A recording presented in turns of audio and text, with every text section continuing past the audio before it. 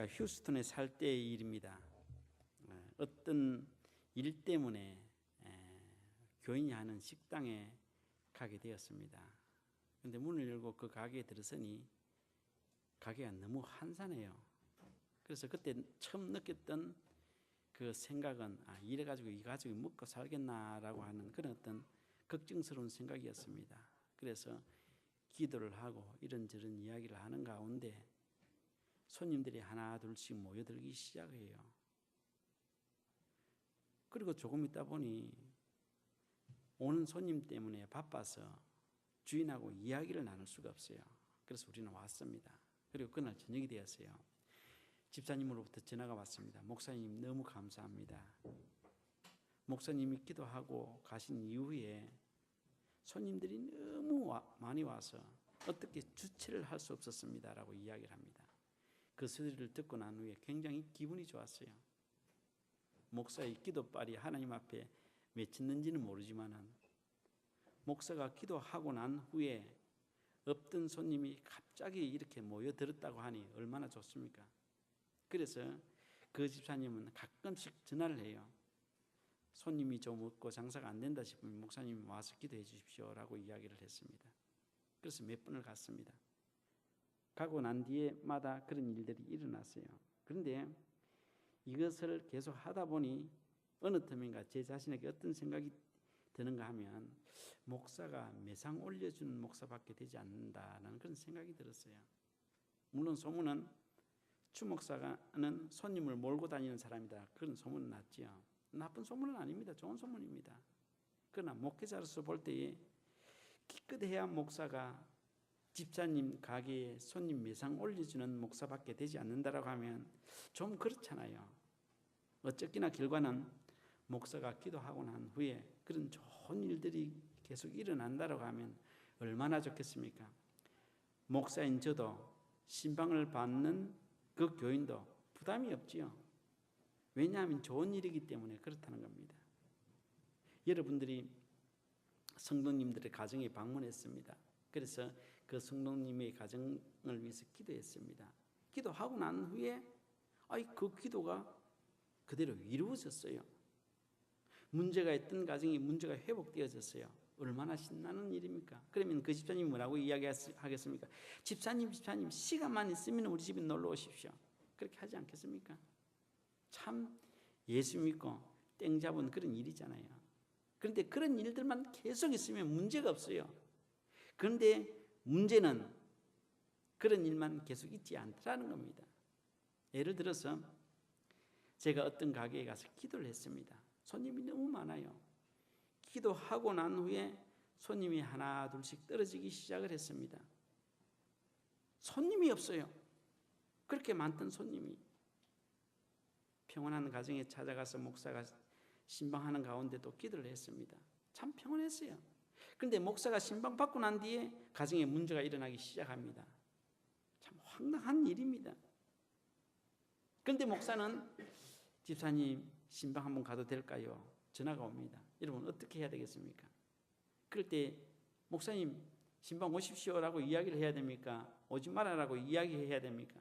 왜냐하면 목사가 기도하고 나면 안 좋은 일이 계속 생기거든요. 여러분 그때 어떻게 해야 될까요?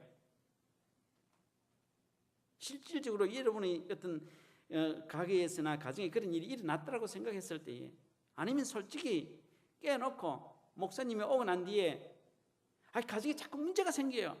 그래서 목사님 좀 이렇게 문제가 진정되고 또 안정될 때 그때 와주십시오라고 이야기하겠습니까? 아니면 어려워도 인내하고 꾹꾹 참고 목사님이 온다고 하니 오십시오 막 그렇게 그걸 뭐 그렇게 그대로 받아들이겠습니까? 목사와 성도가 만나서 성도가 만나서 좋은 일이 있으면 문제가 없습니다. 그런데 만난 후에 안 좋은 일이 계속 있다라고 하면 여러분 어떻게 하겠습니까? 그래도 기도를 받고 신방을 받고 그렇게 하시겠습니까?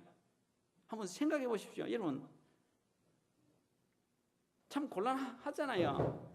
목사님한테 깨놓고 목사님 기도하고 난 후에 손님이 다 떨어졌다고 이야기할 수도 없고, 그죠? 이러한 문제가요 오늘 이 시대에만 있었던 것이 아니라 BC 71년경 이스라엘이 남북으로 갈라진 그 가운데 아합 왕 때에 그런 일이 있었습니다. 아합 왕이라는 이 사람이 자기 아내를 맞이했는데 시돈의 왕 엣바알 딸인 이세벨을 아내로 맞이했습니다. 근데 이 아내가 그냥 홀몸으로 오지 아니하고 자기가 믿는 바알의 신을 가지고 왔습니다. 그래서 아합 왕의 마음을 뺏어버렸습니다.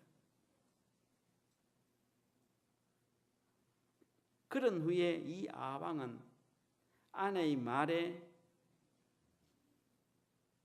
순종하여 가져온 바알을 이스라엘 신으로 공포를 해버렸습니다. 정말 어처구니 없는 일이지요. 이때에 하나님께서 엘리야라고 했던 하나님의 선지자를 불러서 이렇게 이야기하라라고 합니다. 수일 동안 비가 내리지 않고 수일 동안 아침에 이슬까지도 내리지 않겠다라고 이야기하라라고 이야기합니다. 그래서 엘리야는 하나님이 주신 말씀 그대로 선포를 했습니다. 그리고 하나님께서 엘리야에게 뭐라고 이야기하는가 하면 너는 그랏 시냇가에 머무르라. 그러면 너희 먹을 것은 까마귀를 통해서 너에게 주겠다라고 이야기를 했어요. 그래서 엘리야는 하나님의 말씀에 순종하여 그랏 시냇가에 머물렀습니다. 때마다 까마귀가 먹을 것을 나누어 주었습니다. 얼마나 좋습니까? 그런데 가뭄이 워낙 심하다 보니 그랏 시냇물도 말라버렸습니다. 아무리 먹을 음식이 있어도 물이 없으면 못 먹잖아요. 그럴 때 하나님께서 뭐라고 이야기하는가 하면 시돈에 있는 사르밧 과부집으로 가라라는 겁니다. 그래서 엘리야는 하나님의 말씀에 따라 시돈에 있는 사르밧 과부집에 들어갔습니다. 그때 그 과부는 마침 나무를 하고 있었어요. 배가 고픈지라 그 여인에게 내가 배가 고프니 빵을 좀 구워달라고 이야기합니다. 그럴 때 그 여인은 뭐라고 이야기를 하는가 하면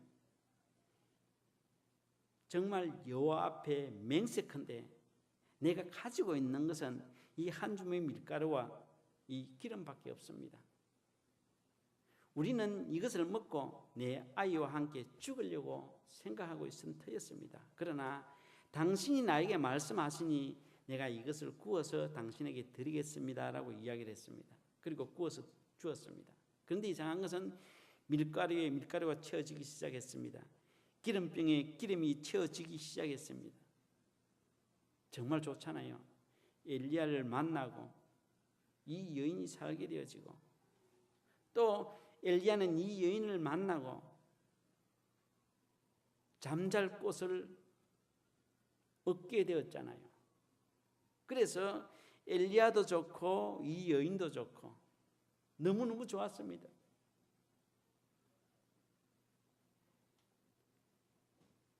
엘리야가 여인을 만남으로 살게 되어졌고 이 여인도 엘리야를 만남으로 살게 되어졌습니다. 이런 좋은 일들은 누구에게나 문제가 되지 않습니다. 오늘 저와 여러분이 만나서 계속적으로 엘리야와 이 여인이 만났던 것처럼 좋은 일들이 있다라고 하면 문제 삼을 사람이 아무도 없지요. 어디를 가도 우리 교회 목사님이 최고다고 이야기할 것이고 어디를 가도 우리 그리스도 교회가 최고다고 이야기할 것입니다. 교육을 시키든 시키지 않든. 왜냐하면 내가 그리스도 교회 가고부터 모든 일들이 술술 잘 풀리거든요. 목사님의 기도를 받고부터 병이 낫고 뭐 일들이 잘 되거든요. 그런데 흠잡을 때가 어디에 있겠습니까? 정말 하나님의 사람을 만나고 난 뒤에 이 여인은 세상 말로 땡 잡은 사람이었습니다. 정말 좋았습니다. 그런데 이런 좋은 관계가 계속해서 이어지면 좋겠는데 그렇지 않았다는 것입니다. 그렇게 건강하던 아들이 갑자기 병들어 죽었습니다. 아, 답답한 일이죠. 내가 지금 그 여인의 집에 머물러 있는데 머물러 있는 그 여인의 집의 아들이 갑자기 병이 들려서 왜 죽게 되었습니까? 세상 말로 환장할 일이 아닙니까? 그죠? 그럴 때 어떻게 해야 됩니까? 참 답답한 일입니다. 하나님의 사람을 초청해놓고 그 결과가 자기 아들이 죽는 그런 결과를 낳았다라고 하면 아무리 믿음이 좋아도 그는 어떻게 할 방법이 없어요. 또 엘리야 역시도 마찬가지죠. 거기 가서 좋은 일이 있어야 되는데 자기가 거기에 거주하고부터 좀 좋은 일이 있겠다 싶어서 좀 좋았는데 바로 그 아이가 죽어버렸다는 것입니다. 참 엘리야도 난처하고 이 여인도 난처하고 서로 난처합니다. 정말 만나지 말아야 될 사람이 만났던 것 같은 그런 분위기가 되었습니다. 그렇다고 여인의 입장에서 단장 쫓아낼 수도 없고 이미 죽은 아들인데, 그렇다고 지금 엘리야가 그 죽은 아들을 어떻게 할 수도 없는 그런 상황이 오늘 우리들에게도 얼마든지 있다는 것입니다. 제가 앞에서 이야기했던 것처럼 목사가 기도하고 가면 잘 돼야 되는데 더 못할 경우가 있다는 것이죠. 성도들이 방문하고 가면 더 좋은 일들이 있어야 되는데 그렇지 못할 경우들이 얼마든지 있다는 것입니다. 이럴 때에 우리는 어떻게 해야 되겠느냐 말이죠.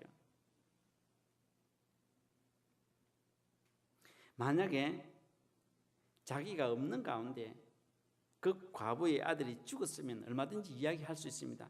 하나님께서 당신을 시험하십니다. 하나님께서 당신을 연단하십니다. 아니면 당신 죄 때문에 당신의 아들이 죽었습니다라고 해도 됩니다. 그 여인이 알 것이 뭐가 있겠습니까? 그러나 함께 있다가 갑자기 이런 일을 당했는데 그 여인에게 그 문제를 전가할 수도 없고 이렇게도 저렇게 할 수 없는 그런 참 난감한 그런 상황이라는 것이죠.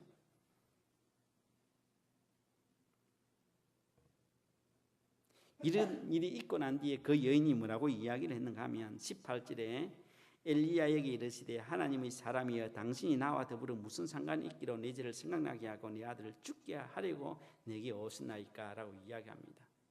충분히 이해가 갑니다.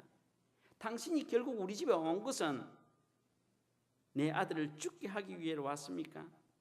나하고 무슨 원한이 졌습니까? 라는 말이지요.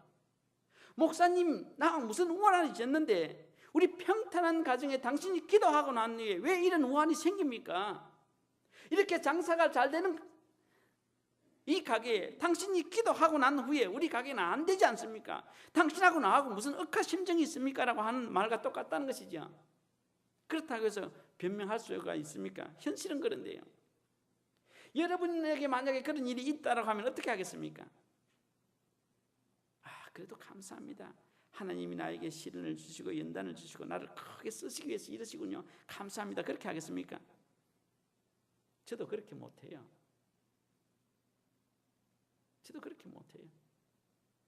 이 여인이 그랬다는 것입니다. 당신하고 나하고 무슨 억하심정이 있어서 당신이 우리 집에 와서 좀 살려주는가 싶더니만은 내 아들을 죽였습니까? 세상 말로 하면 당신이 책임지십시오라고 그렇게 이야기합니다. 우리가 문제가 있으면요, 항상 사람은 자기에게서부터 그 문제를 찾으려고 하는 것보다는 상대방에게서 찾기를 원하는 것입니다.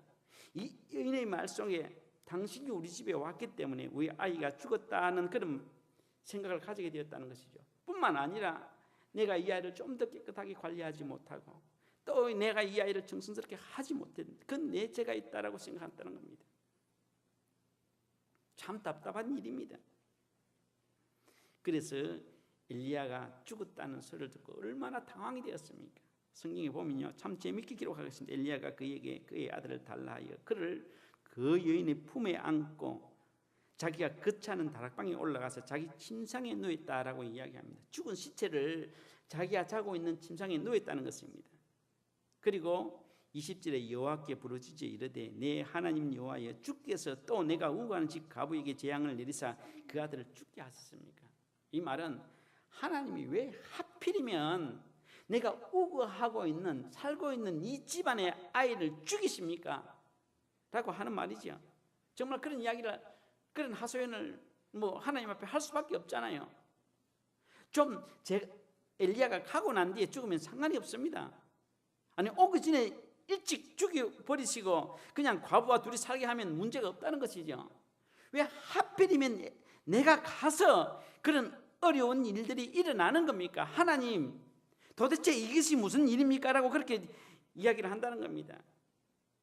그 아이의 어머니 입장에서는 아이가 자기 생명보다 더 귀하잖아요.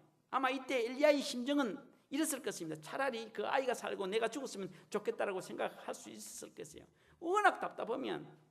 목사도 아마 그렇습니다. 내가 섬기는 교회에서 교인들에게 신방 갔을 때에 참 생각지 않는 일들이 일어났으면 목사의 심정은 그래요. 차라리 저 문제가 나의 문제였으면 좋겠다라고 생각할 경우들이 참 많이 있어요.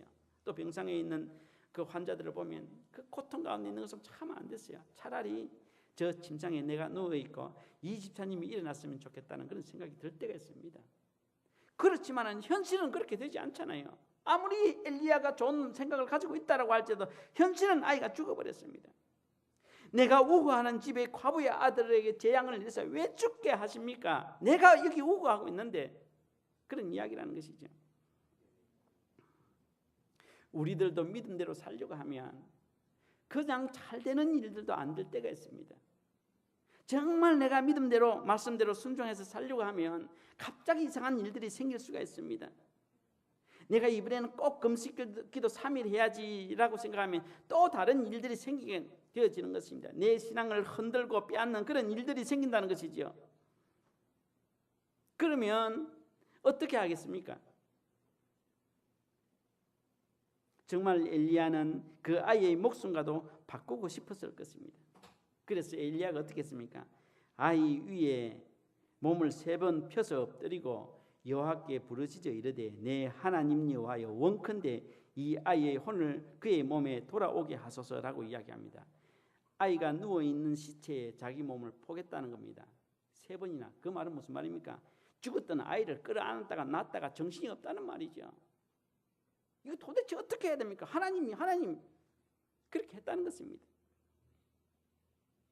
그렇게 시체를 끌어안고 당황하고 있는 가운데 엘리야는 하나님께 기도했습니다. 그럴 때 하나님께서 그 소리를 들으시고 그 아이의 혼이 몸으로 돌아오게 하셨다라고 하는 것이죠. 하나님께서 마침 엘리야의 기도를 들어주셨다는 것입니다.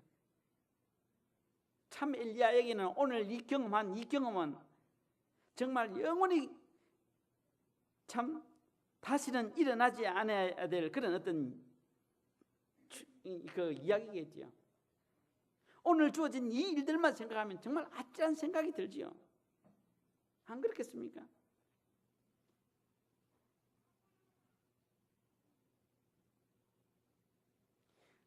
하여튼 이렇든 저렇든 하나님께서 엘리야의 기도를 들으시고 응답하셔서 그 아이를 살려주셨다는 것은 참 다행이라는 겁니다. 그럼 우리는 이렇게 생각해 볼수요. 왜 하나님께서 금방 살릴 줄 아이를 죽이가지고 또 살려주느냐? 하나님이 무슨 그런 장난꾸러기와 같은 그런 하나님이냐고 생각해 볼 수 있습니다. 안 그렇겠습니까? 금방 살릴 아이를 왜 죽였습니까? 참 이상한 하나님이지 않습니까? 아니 살려주면 되지. 그냥 그 아이를 죽이가지고 엘리야의 마음에도 시험 들게 만들고 이 여인의 마음에도 시험 들게 만드는 하나님, 그래도 좀 기도했다고 금방 살려주는 하나님, 정말 우리 이삭이처럼 장난꾸러기와 같은 그런 하나님 같은 생각이 듭니다. 그런데요, 여기에 대한 깊은 하나님의 의미와 뜻이 있다는 겁니다. 오늘 이 시간을 통해서 그것을 우리는 깨달아 알자는 것입니다. 오늘 이 말씀을 가지고 대부분 목회자들은 어떻게 전합니까? 엘리야의 기도의 능력을 이야기합니다. 이 여인의 믿음을 이야기합니다. 그러나 그것은 아닙니다. 하나님께서 엘리야의 그 기도의 능력을 주고자 그 아이를 죽였다 살리납니까? 그 여인의 믿음을 때문에 그 아이를 죽였다가 살리겠습니까? 하나님의 그렇게 시시한 하나님이 아니라는 것이죠. 여기는 분명히 하나님의 큰 의미가 있고 뜻이 있다는 것입니다. 오늘 우리가 이 땅 위에 살아가면서 이런 비슷한 경우를 당했을 때 너희들도 알아라고 하는 그런 어떤 말씀이 있다는 것이죠. 이 사건을 통해서 우리에게 이야기하고자 하는 하나님의 메시지가 있는데요, 그 메시지가 이 여인의 입에서 나오는 겁니다. 보면 내가 이제야 당신은 하나님의 사람이시여 당신의 입에 있는 여호와의 말씀이 진실한 줄 아노라라고 이야기합니다. 하나님의 목적은 바로 여기에 있습니다. 엘리야 당신은 정말 하나님의 사람입니다. 뿐만 아니라 당신의 입에서 선포되어지는 말씀은 내가 하나님의 말씀을 내가 믿고 신뢰합니다라고 하는 이 말씀을 듣기를 원하시기 위해서 하나님은 그렇게 했다는 겁니다. 그 아이가 죽고 살아나는 문제가 뭐 그렇게 크지는 않습니다.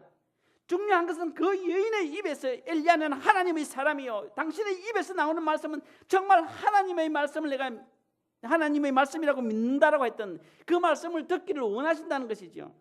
여러분 그렇게 생각하지 않습니까? 하나님께서 그 아이를 죽이시고 살리는 것이 무슨 의미가 있겠습니까? 금방 죽이고 살리는 그 일이 어떤 큰 하나님의 어떤 역사적으로 그 어떤 사건을 통해서 보면 아무런 의미가 없어요. 중요한 것은 암울한 아합의 시대에 하나님의 사람은 하나도 없고 하나님의 말씀이 진실이 선포되어지는 하나님의 교육자들은 아무도 없다는 이런 암울한 시대에 하나님은 그 여인의 입술을 통해서 당신은 하나님의 사람이요, 당신 입에서 나오는 말씀은 정말 하나님의 말씀인 것을 신뢰하고 싶다라고 했던 그 말씀을 듣기를 원하신다는 것입니다. 참 답답한 일이죠.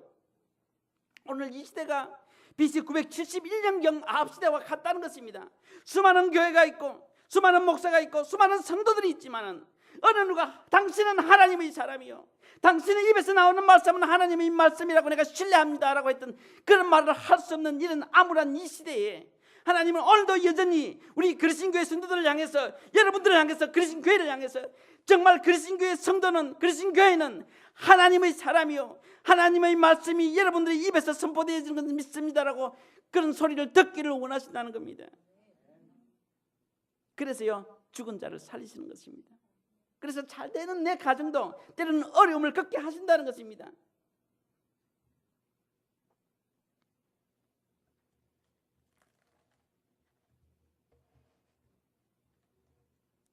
오늘 우리에게 바라시는 하나님의 소원은 아무것도 없습니다. 단지 최학수 집사, 너는 정말 하나님의 사람이야. 최학수 집사 입에서 나오는 말씀 하나하나는 최학수 집사 인간의 말이 아니라 하나님의 말씀인 것을 내가 믿습니다라고 했던 고백을 듣고 싶어 한다는 것이죠. 여러분 주위에 사는 사람들에게 여러분은 어떤 소리를 듣습니까? 어떤 소리를 듣고 있습니까? 정말 당신은 하나님의 사람이야.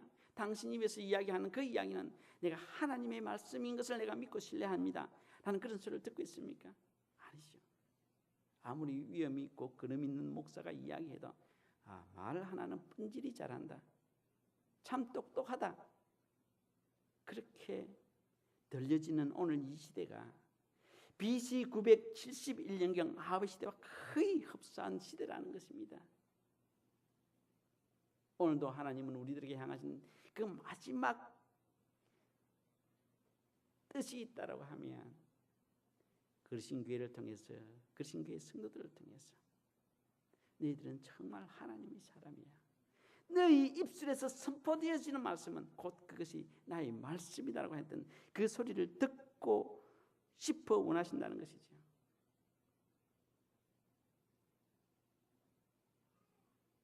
그래서 우리가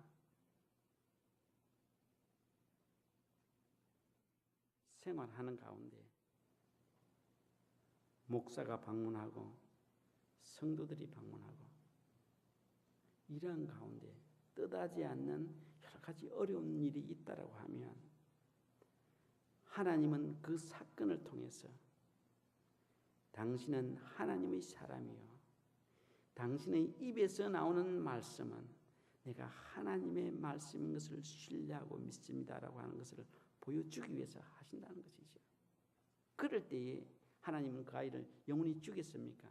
살려주었습니다. 그럴 때에 그 안 되는 가게가 안 되도록 하겠습니까? 더 잘되도록 하신다는 것이죠. 그럴 때에 그 가정의 문제가 계속해서 일어나게 하시겠습니까? 모든 문제를 말끔히 긋고 정말 하나님의 가정, 하나님의 말씀이 선포되어지는 가정은 이 세상 어떤 가정보다도 더 나은 가정으로 만들어 주신다는 것입니다. 하나님의 의도는 거기에 있습니다. 그렇기 때문에요, 우리는 쉽게 그런 어려운 일을 당했을 때에 시련이니 연단이니 훈련이니 그런 복잡한 소리 하지 마시고, 내가 오늘 이 어려운 사건을 통해서 내가 어떻게 하나님의 사람으로서 내가 이 사건을 통해서 어떻게 내 입에서 하나님의 말씀을 선포할 때에 내 말을 듣는 사람이 당신의 말은 하나님의 말씀이라고 들을 수 있겠는가라고 생각하시면 나머지 문제는 하나님께서 하나씩 해결해 주신다는 것입니다.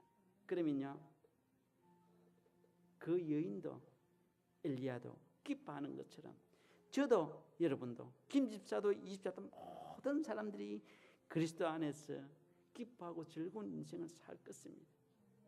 하나님은 우리들에게 우연히 어떤 사건을 만들지 않습니다. 사건을 통해서 뜻하신 분명한 하나님의 목적이 있습니다. 그것을 깨달아 알 때에 우리 삶은 정말 기쁜 것입니다. 정말 즐거운 것입니다.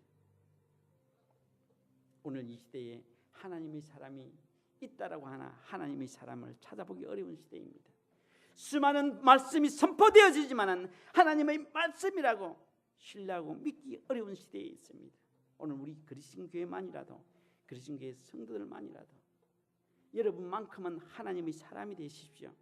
여러분만큼은 하나님의 말씀을 선포하는 사람이 되십시오. 그래서 여러분의 아내가, 남편이, 자식이, 주위에 있는 이웃이 아버지는 정말 하나님의 사람이야, 아버지 입에서 나오는 말씀은 정말 하나님의 말씀이라고 내가 믿을 수 있어 라고 한다라고 하면 이미 우리 그리스도 교회를 통해서 우리 성도들을 통해서 이 시대를 변화시키고 있다는 것입니다. 그러한 믿음을 가지고 승리하는 인생을 살기를 축원합니다.